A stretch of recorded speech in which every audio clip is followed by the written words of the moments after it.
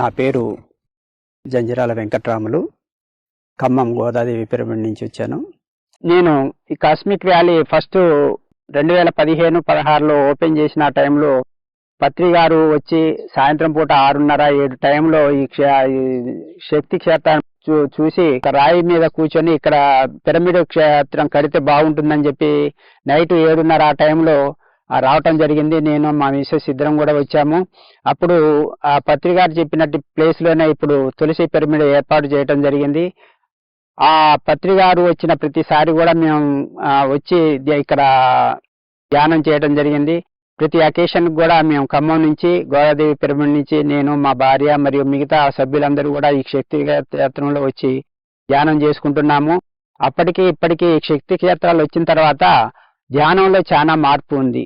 Energy levels బాగా పెరిగాయి. కావున ప్రతి ఒక్కరు కూడా ఈ ఎనర్జీ లెవెల్స్ని ఉపయోగించుకుంటే బాగుంటుందని నేను కోరుకుంటున్నాను.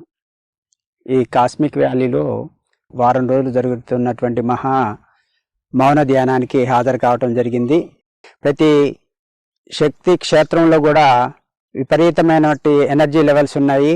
ఈ మౌన ధ్యానం వలన మనిషిలో ఉన్నటువంటి కోపం మొత్తం పూర్తిగా నశించిపోవడానికి అవకాశం ఉంది.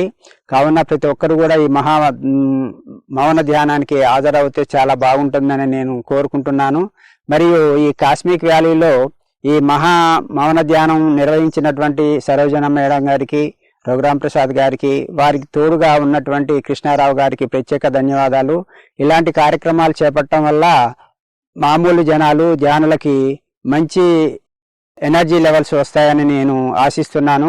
ప్రతి శక్తి క్షేత్రంలో కూడా ఈ మౌన ధ్యానం వల్ల మంచి ఎనర్జీ లెవెల్స్ వచ్చాయి. ప్రతి ఒక్కరు కూడా ఉపయోగించుకోవాలని నేను కోరుకుంటున్నాను.